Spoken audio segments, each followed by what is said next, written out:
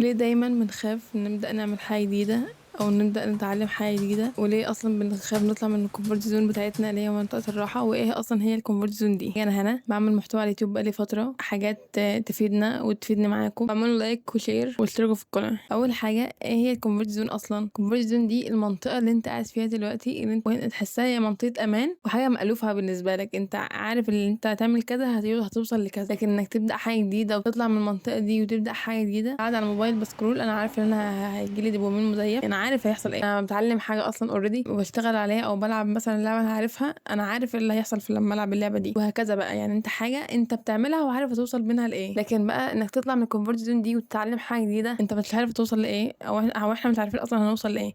يعني نبدأ نتعلم مهارة احنا مش عارفين المهارة دي هتودينا لفين، او احنا حتى لو عارفين احنا مش عايزين نتعلم حاجه نحس فيها بتعب وتطلع من الامان اللي بتاع الكومفورت زون، وتحس اللي هو لا، انا هتعلم الحاجه دي في تعب جاي، في رحله طويله جدا. لما المهاره دي من الكومفورت زون بتاعك تفضل شويه اكتر جدا تتعلم الحاجه لحد ما توصل اللي هو ايه، الحاجه دي امان خلاص، انا عارف ايه اللي بيحصل فيها، وتحس بمتعه.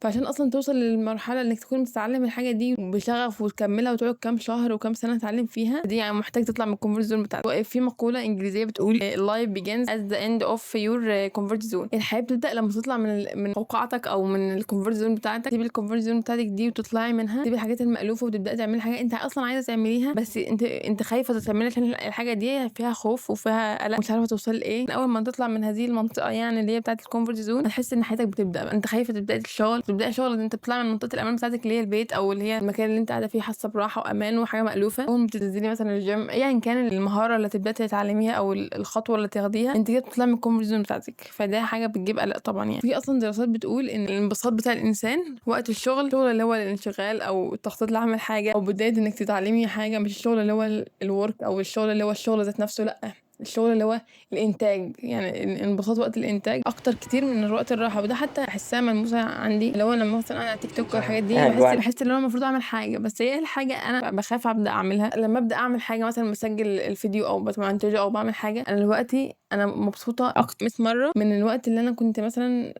بسكرول على تيك توك او على انستجرام او ايا كان التطبيق. يعني هي دراسات اصلا فعلا، دي دراسات بس كده ليا صح 100% ان الوقت الانبساط وقت الشغل او وقت الانتاج اكتر كتير جدا من وقت اللي راح. واصلا يعني الانسان عنده الطاقه اللي عمل اي شيء، الحد اللي عمل حاجه هو انسان برضو. يعني هو مثلا هو طبعا ما شاء الله عليه اخد الحماس والعزيمه ان هو يعمل حاجه، لكن هو برضو انسان، وانا انسانه وانت انسانه وانت انسان، احنا نقدر نعمل برضو نفس الحاجه اللي عملها الدكتور مجدي يعقوب ما شاء الله عليه. اي حد في كليه الطب ان شاء الله يبقى زيه، دكتور احمد زويل اي حد في علوم برضو يعني ان شاء الله يبقى زيه، وهكذا يعني. ومحمد صلاح وغيره وغيره وغيره، اللي هو اي حد نجح في حاجه وانت ماشي على خطاه او انت واخد قدوه او واخد حاجه، هو عامل حاجات انت تقدر تعملها. طبعا الظروف مختلفه او البيئه بتاعت الانسان مختلفه وهكذا، بس برضو يعني اي حد حط حاجه في باله ممكن عنده الطاقه يعملها. اسعى وربنا يديك نتيجه بقى مش على قد سعيك او مش على قد مش على تصورك ومش على انك دي الحاجه اللي انت في بالك، دي بقى توفيق. يعني بحس ان هو انت سعى وربنا اداك النتيجه اللي انت عايزها، الحمد لله. ربنا ما اداكش النتيجه اللي انت عايزها،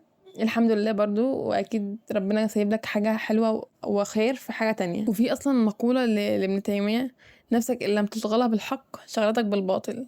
فهو انت لو ما شغلتش نفسك بحاجه مفيده او انك تتعلم حاجه او تعمل حاجه، هتلاقي نفسك قاعد في الباطل بتعمل حاجه باطله، ما اعرفش ايه الباطله، ايا كان ايه. وتو بي اور نوت تو بي، يعني تكون او لا تكون. فانا يا رب نطلع من الكومفورت زون بتاعتنا دي ونحقق الحاجه اللي احنا عايزين نحققها. وقولوا لي عايزين تحققوا ايه في التعليقات، ونبدا نشجع بعض ونطلع من الكومفورت زون دي. وفي حاجات في دماغي عايزه احققها او عايزه اعملها، ممكن اجي بعد كام فتره واقول لكم انا خلصت من الكومفورت زون دي وطلعت منها وبدات اشتغل على الحاجه دي ووصلت لكذا وكذا. وانتوا كمان اكتبوا لي وقولوا لي ايه اللي انتوا عايزين تعلموه، واعملوا لايك واشتراك. شكرا.